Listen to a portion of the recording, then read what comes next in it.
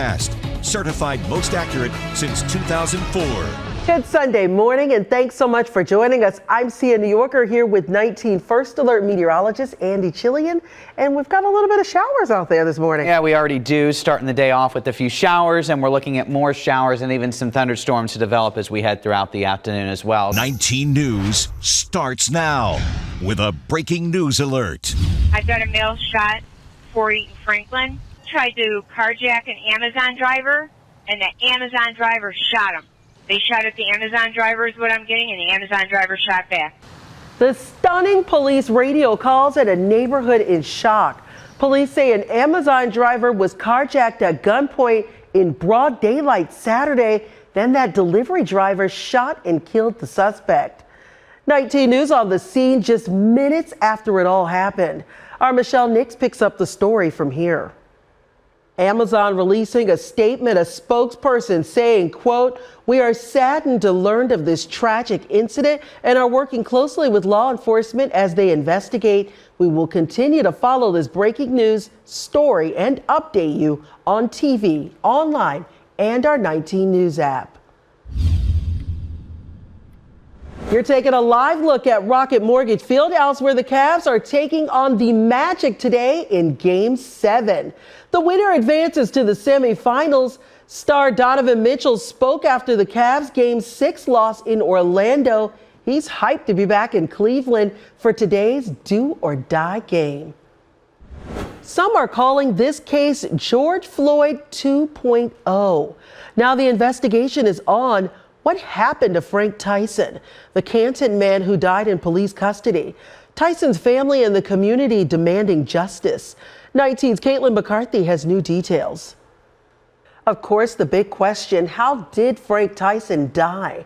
19 News has reached out to the Stark County Coroner's Office and the Cuyahoga County Medical Examiner's Office. So far, the agency has not shown us any records. The Stark County Prosecutor's Office tells us they, too, have not received a copy of that report. You can count on our continuing coverage as this story develops in the coming days, weeks, months, however long it takes. We're going to stay on top of this. Anytime news breaks, you can find it first on our 19 News app.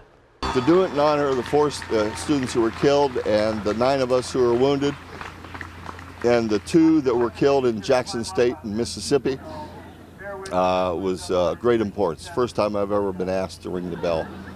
Saturday marked 54 years since the Ohio National Guard fired upon a group of Kent State students during an anti-war protest on campus. 4 students were killed and 9 others were hurt. Now, the annual commemoration at the university was held on Saturday, and students and visitors gathered. I was there on the ground as they remembered.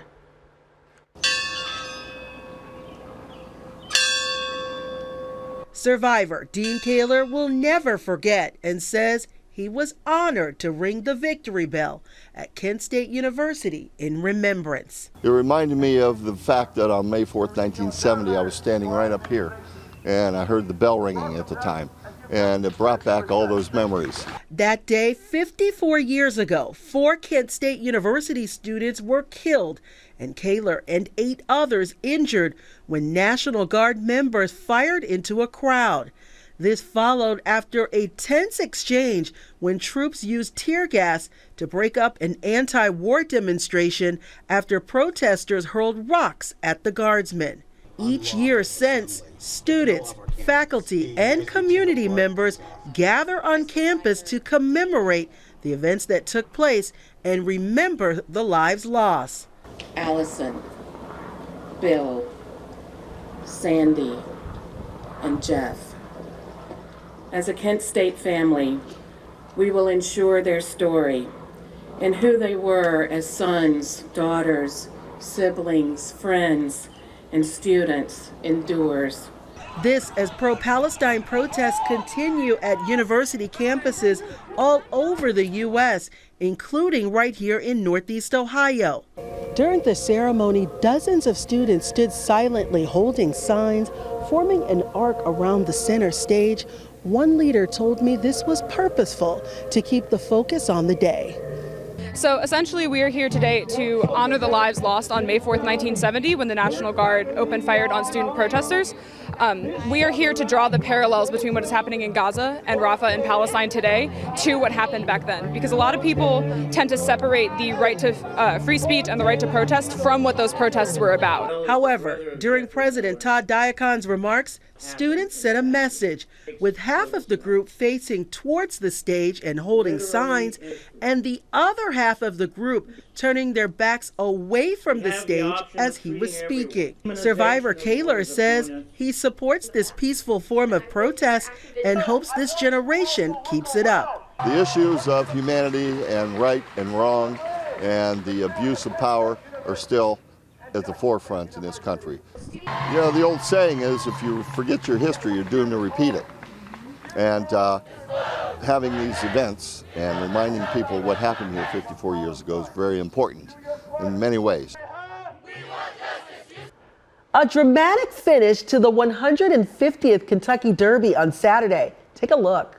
And Mystic Dan has now come through on the inside. It is Mystic Dan down toward the inside with the lead in the final 16th. Forever Young, Sierra Leone is coming. These three coming down to the wire. Who's it going to be? Oh, it's a photo of the Derby. Oh, it's a photo. Was it Mystic Dan or was it Sierra Leone? Forever Young was between them, catching freedom, finished fourth. A photo finish to decide the 150th Kentucky Derby.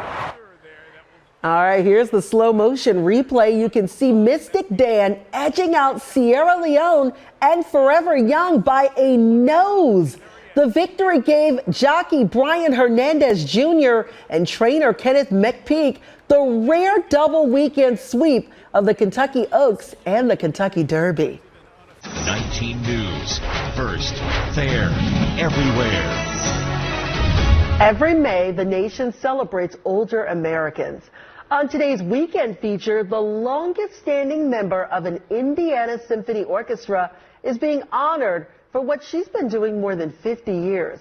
Lynette Grant has the touching story from South Bend, Indiana. All right, thanks so much for watching 19 News. Joel Olstein is next. Make it a great day. Cavs, let them know.